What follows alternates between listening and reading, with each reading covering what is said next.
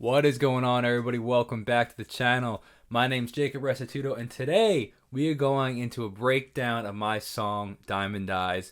Really excited to break down. We're gonna go pretty in depth here, so we're gonna talk about each track or most of the tracks in the song, how I made them, where it came from.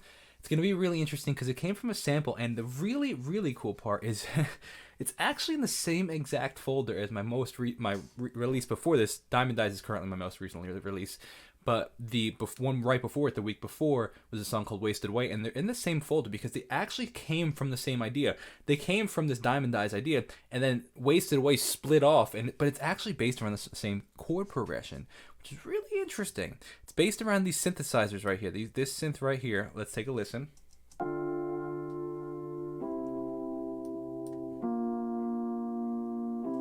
That synth right there, it's actually a Rhodes keyboard, not a synth. That is in both of the songs, both kind of chord progressions it's the same. It's pretty interesting. That structure is in there. So if you go to the actual folder, which I could show you right here, this is the folder. It's Wasted Away. This is one's Wasted Away. This one is Diamond Eyes, which is crazy. But yeah, so that's that synth. So it's been pitched up 3. So this is the original key. If you were to listen to everything, it's I added some magic switch, which is some a little bit of modulation, some chorus effect, and this is what it originally. And it was actually faster. It was at 80 BPM, so it'd be like this, and then I made it slower. I put it to 66. All right, so that's that main structure, and then in the verses, that's the chorus chords. In the verse, it does this cool like chop up. It's shifted up an octave, same exact thing, but it's chopped up with some echo. My favorite echo, which is this Replica XT, best purchase I ever made as a plugin. I use it on every single song. Have some chord note echo going on with a little bit of ducking going on, so it doesn't have a full, like really right off the bat. It kind of swells in after the fact. So we got that. And then we have some, let's go through these. We have some layer. This is the main part of the song. This is these 3 sections right here. This guy, and this guy, and it's layered vocals. You've got the most beautiful diamond eyes I've ever seen in my whole life. The skyline is jealous. I'm looking at you, how you shine. Now the crazy part is this is what it actually sounded like. This is the original sample, which is crazy. This is the sample that it came from. That you're not gonna believe it. It's crazy. I modulated and affected it so much. This is crazy. Ready? Here we go. You've got the most beautiful diamond eyes I've ever seen in my whole life. Then obviously I affected it a lot because I shifted it down 7. So that was at 122. Actually, I kept the same tempo. So I have 66. Theirs is 122. If you multiply, it's just division. But then I shifted it 7 down. So if you look, it's 7 down. If I shifted this back up to the original key, it'd sound like this. You've got the most beautiful. This with some effects going on, and then we shifted it down. You've got the most beautiful. Now I turn all these effects off. You've got the most beautiful. Little pitch correction, a little EQ. Pushing the high end a little bit. A little de-esser just to take off this kind of sound. Use this on a lot of vocals, CLA vocals. You've got the most beautiful diamond eyes. And then the echo on it. It's a quarter note echo. Sorry, it's an 8th note echo. It depends on how you're looking. If you're looking at 122, it's quarter note. If you're looking at 66, it's 8th note. With some heavy ducking because it only comes in after all the singing is done. So this is without it. You've got the most with it. You've got the most beautiful diamonds. Then we took it and there was a couple different options. Like this one actually has some vocoder in it if we turned everything off. But we shifted it up now. And one over here. My whole life. That's the main part of the chorus. All right, let's move on. Crazy part about these guitars, I recorded them. They were one take when we were recording Diamond Eyes. Like, not the best take. They were just straight up one take, and I just didn't do it. I just left them how they were. Obviously, I added a little bit of effects. I just EQ'd this a little. I didn't even add compression, more EQ, no reverb. A little bit of reverb on this one. A little bit. No, just straight up EQ. There's no effects really. It's straight up recording pretty much and just panning. Only one of the guitars has a little bit of reverb on it. But this is how they originally sounded. Recorded like this. And then I shifted them up 3 actually. So they kind of degrade a little. You can actually hear that if you really listen closely, they're slightly degraded. That's the acoustics. This one right here is like a harmonic. Now, the remarkable part, I've sampled myself so many times using my cello playing. These are the same cellos that are in so many songs. It's in We Have Everything. I think it's in This Life. I'm almost positive it's in This Life. And then now it's in this song as well. So they've been shifted a bit. They shifted up 5. Yeah, 5 half steps. This one's shifted up 3. This one's shifted to 6. That's my cello playing. I've used this so many different times. It's absurd. Oh, these are really dry. Interesting. There's not literally other than a little. One has a little bit of echo, and then they all have pitch corrections to make sure that they stay in the right key. But there's no reverb. Wow, that's really interesting. Huh. So much reverb going on everywhere else. Okay, drums. Here we got the verse drums versus the chorus drums. 2 separate drums patterns. Chorus drums have this echo effect.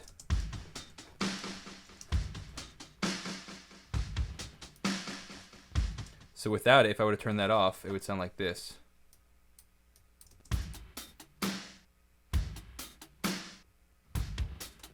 With it.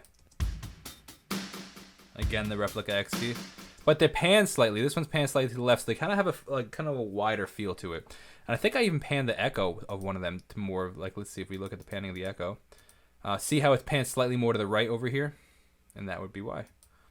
Gives it a little bit of a wider feel. Next, we have the drums for the verse, which sounds like this. We have 2 layered drums. I love layering drums. It's like a big thing I do. So this is the first drum. Literally nothing done to it. And then this is high pass filtered. I'm sorry, low pass filtered. Both of these slow down from their original tempo. Slightly panned. Then we have this drum.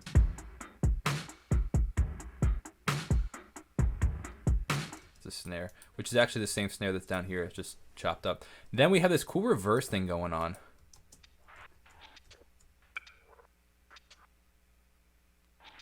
Almost sounds like a hi-hat kind of thing, but when you add it in.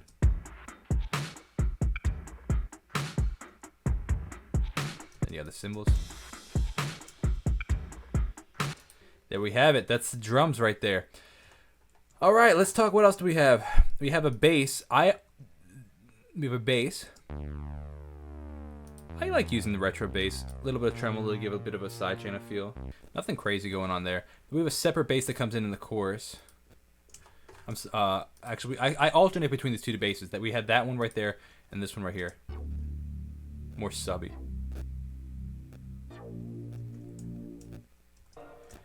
And then we have this. Do you see what this says? This says For the Hurting. I've sampled this so many times from For the Hurting, a song that Emily Schuett and I did a long time ago, and I've used it in so many different songs. I mean, look, you can see this one's shifted up 2, this one's shifted up 14, like more than an octave. It's actually a 9th. It's shifted up. It's crazy. It's crazy. And they're just slightly panned, left and right. A little bit of modulation, a little bit of filter. If I turn on the effects actually, and a little bit of tremolo. This is what oops, not what I wanted to do. See how it just shifted up the octave right there? Oops. Okay, here we go. Turn all this stuff off, turn all this stuff off. This is what it originally sounded like. This is the shifted up one. Here, I'll show you this one.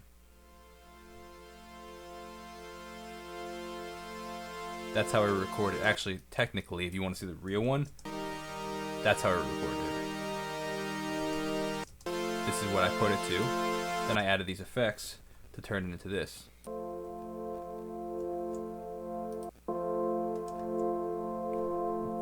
Now that I'm older, I can see what they really meant. Now we turn it back in.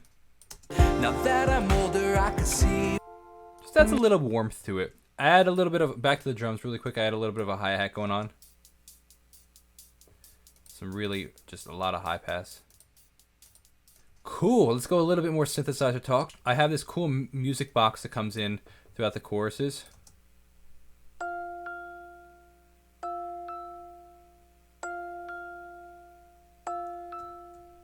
And then we have this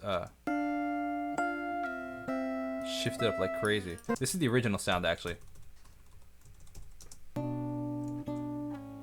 That's how the guitar was originally recorded. But then I shifted up an octave and then another 3 half steps.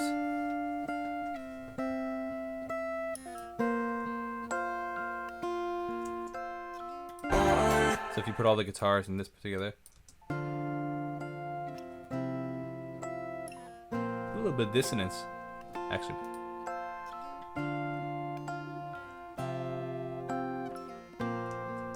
You can hear that it kind of loses tone, like degrade. It's called degradation. It's degrading because I'm like shifting it so much. All right, that's about it. Let's talk about the vocals. Lastly, pretty straightforward. This is the chain that we have over here. My vocal chain looks like this. So we got some. First, I EQ'd it. I've been trying to do a lot less of a like a bright tone. I typically have a very bright tone when we record. I'm trying more and more to kind of give a fuller tone. So I usually would have a lot more boosted, but I don't. And I left a lot of the mids to lows in there.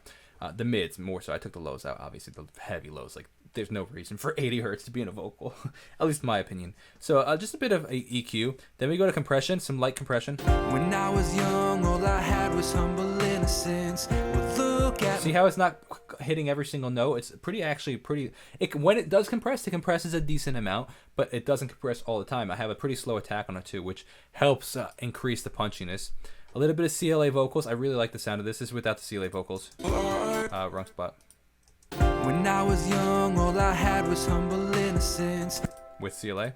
When I was young, all I had was humble innocence. A little bit of compression, a little bit more reverb, spreads out the vocals a little more, gives a little bit more push. A little bit more EQ, boosting the upper mids a little, taking a little bit more of the low end out.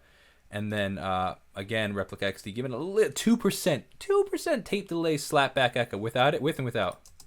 Well, look at me now. That echo you're hearing is coming from the CLA vocal, but this is with it.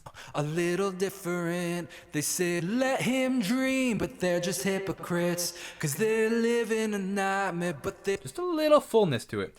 And then I went in and I slightly adjusted the vocals with flex time through Logic.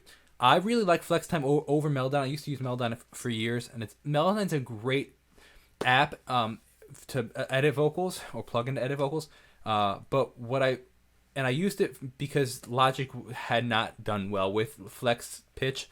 They really just didn't. It was terrible. But then they really started to make it good, and then I switched over. The main reason I switched over is because it shows you where things are in time, like timing.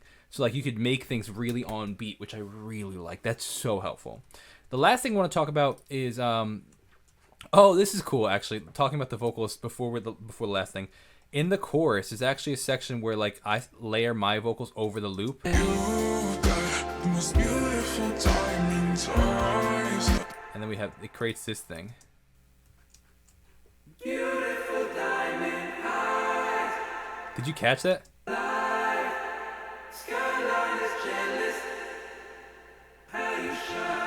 So if we were to listen just to these in the vocals, it would sound like this. You've got the most beautiful diamond eyes I've ever seen in my whole life. The skyline is jealous, I'm looking at you, how you shine. Bunch of layered vocals going on here. I'm using Realm, which is from who made Realm actually? I don't remember. Oh, Native Instruments made Realm. It's a reverb without the reverb. Beautiful diamond eyes. Almost kind of a vocoder effect, like the way that I recorded them. Life, skyline is jealous. So that's it. And the last part I want to talk about is these vocals over here. This was so hard to record in one like vocal take, so I actually had to do it stuttering back and forth between the two. Been 8 years since I dropped out my full-time job. And then it went to the next recording. recording. Everything I have into these songs, and I'm patiently waiting to get famous all say to their faces that because it was just there was no time to breathe, so I had to do it. This is how I recorded it. But and then this one little drum chop that we have, kind of cool. If I turn all this stuff off, this is what it sounds like. And then I add the reverb and EQ, 2 reverbs actually. And there you have it, ladies and gentlemen. That is my song. What's it called? Diamond Eyes. I hope you enjoyed that. Thank you so much for listening. It means so much to me. I'll see you guys in the next one. Have a great day. God bless and peace out. You got the most beautiful diamond eyes I've ever seen in my whole life. The skyline is jealous. I'm looking at you, how you shine. When I was young, all I had was humble innocence. Well, look at me now, a little different. They said let him dream, but they're just hypocrites. Cause they're living a nightmare, but they're used to it.